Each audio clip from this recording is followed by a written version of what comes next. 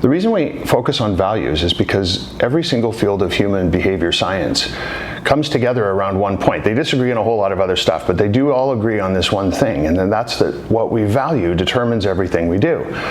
Let me give you a couple quick examples. If we look at neuroscience, neuroscientists talk about the prefrontal cortex of your brain as the CEO of your brain. So all your incoming data, everything that ever happens to you in the course of a day, goes through the prefrontal cortex, and then it bosses the rest of you around. And it only uses one set of filters to determine what it's going to decide to do. So data comes in, prefrontal cortex sorts and sifts based on your values, based on what you care about the most.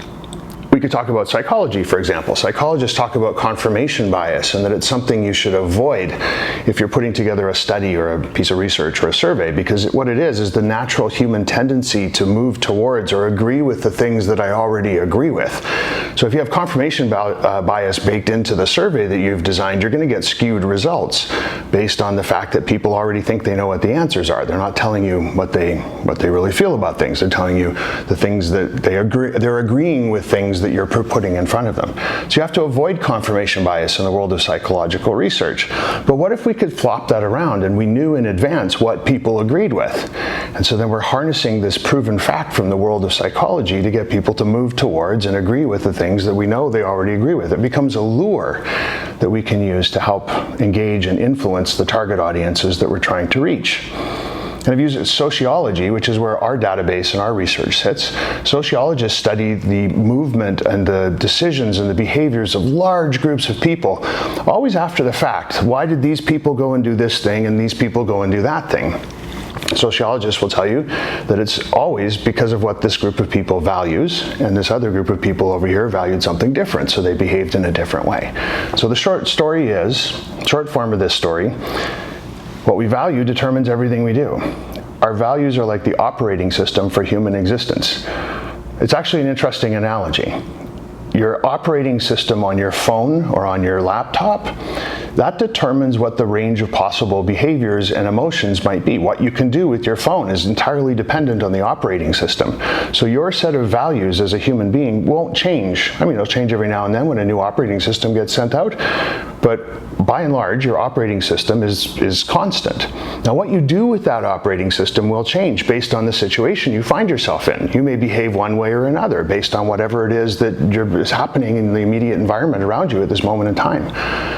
So if we can understand the operating system, instead of just the behaviors and emotions that the operating system is giving birth to, in other words, if we can understand the values of your target audience, then we know why they're doing the things they're doing, and we can attract them, we can engage with them, we can influence them far more powerfully than ever before.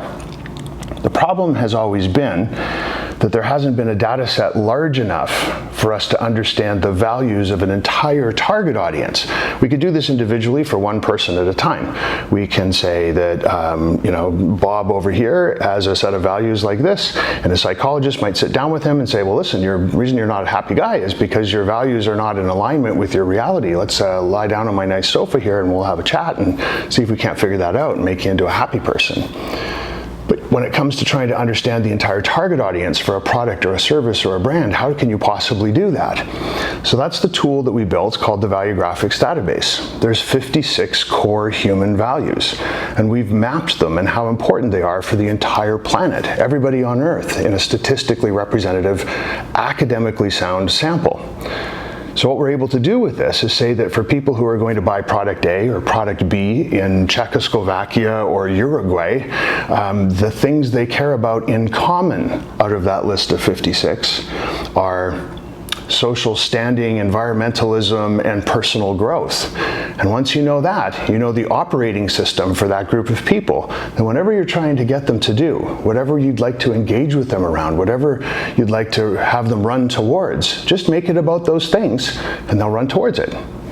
It's really that simple. Now, it was very complex to get here, but now that we have this database, being able to engage with people and influence target audiences is suddenly possible where it hasn't been before.